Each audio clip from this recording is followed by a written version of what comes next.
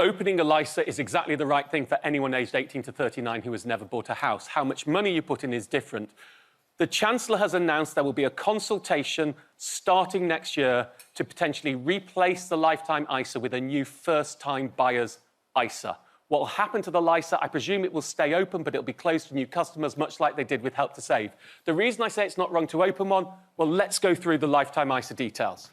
What is a lifetime ISA? Well, first of all, it's only for people from their 18th birthday to the day before they're 40. Some of you are able to get that one. And the key to it is you get a massive savings boost. The state adds 25% on your contributions until the age 50, up to a maximum of £4,000 a year. So you get £1,000 a year free. The bonus can be used and is paid when you exchange on your first-time home. If you have ever owned a property anywhere in the world, you can't have one of these, even if you've only part-owned it. If you haven't, you can have one, even if you're buying with someone who's owned a property. It's an individual, so you could have one, they can't. If you've both never bought before, you could have one each. The alternative is you put the money away until you're age 60, so it's an alternative to retirement, to pension savings. This is the reason many high street banks don't offer them, because, frankly, putting your money in an employment pension where they match your contributions is so much better than this. They were scared they'd be done for mis-selling by people using it for their pensions, which is why they don't offer them. This is the big problem. You can only use it on a home that costs less than £450,000. That has not gone up since 2017. I've campaigned for it to change. They haven't changed it. And this is what people are getting agitated about. So, eligibility for the bonus. This is the point. This is why I say you should open one. To get the bonus, and to use the bonus, you have to have had a LISA open for a year. So I would suggest any young person puts £1 in one, and then tick-tock, tick-tock, tick-tock. The clock's ticking. Even if you don't want to use it now, in a year's time, you might decide you want to buy a house 3 weeks later. You could put £4,000 in it. They'd give you a grand bonus, and you can use it because you've had it open for a year. So that's why I say opening it is not wrong. How much money you put in because of the withdrawal penalty is the issue. If you take the money out just because you want the money, or you're buying a house over £450,000 and you're not age 60, you will pay an effective penalty of 25%.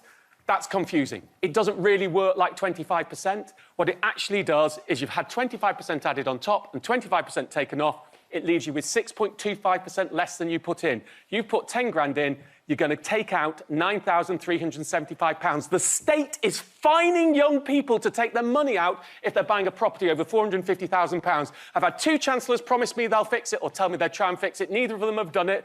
Of the last 2, we'll still be working on that, and still you'll see me with Rachel Reeves on that in a moment. And finally, if you've got one, or you want to open one, the top payers, Moneybox, Plum, Tembo, there are also investment lifetime ISAs. But if you're saving to buy a house in the next few years, you want cash. If you're doing it for your retirement, because you've already filled up your other pension, then you probably want an investment one. OK. David, good morning. I know... Good morning? Oh, my goodness, let's start that again. Good evening! Good evening. I know you've got a question for Martin. Yeah, hi, Martin. So, yeah, I'm in my early 30s and I already own my first home. Thank you.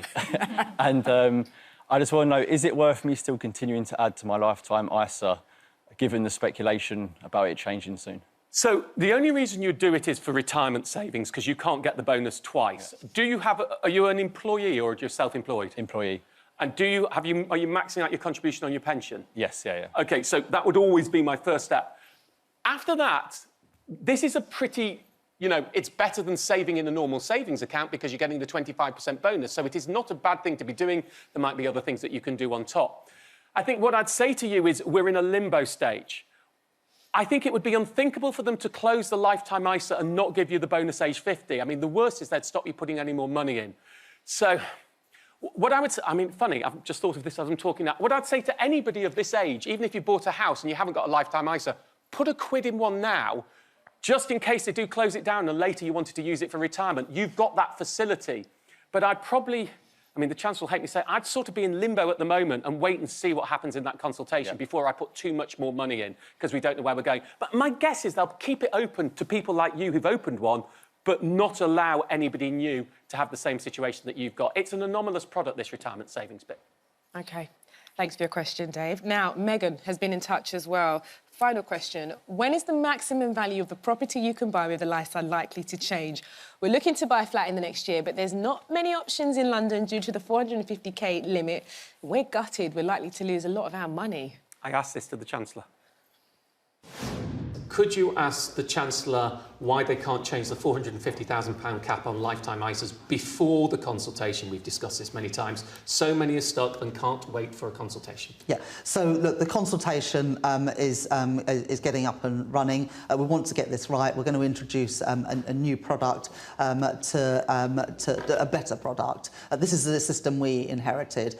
We are doing that consultation. People with LISAs now are very worried. Many people saying, should I take my money out of a LISA right now because of this, Chancellor? I could do with your help so that they have some legitimate expectation of what's going to happen. Well, we'll crack on with this consultation and make sure that the new product works better than the one it's going to be replacing. But I would encourage people, if you've got money in a LISA at the moment, nothing is changing. Of course, as part of that consultation, we will look at the price of the property you can buy, and we will look at that for people who have already got money in a LISA. And if you have a LISA, do you think you'll be able to put the whole thing to the new product if you wanted to? That's why we're having a consultation to answer these questions. That. And I really encourage you and Andy and all your viewers who have got views on this to feed into that consultation so we get it right.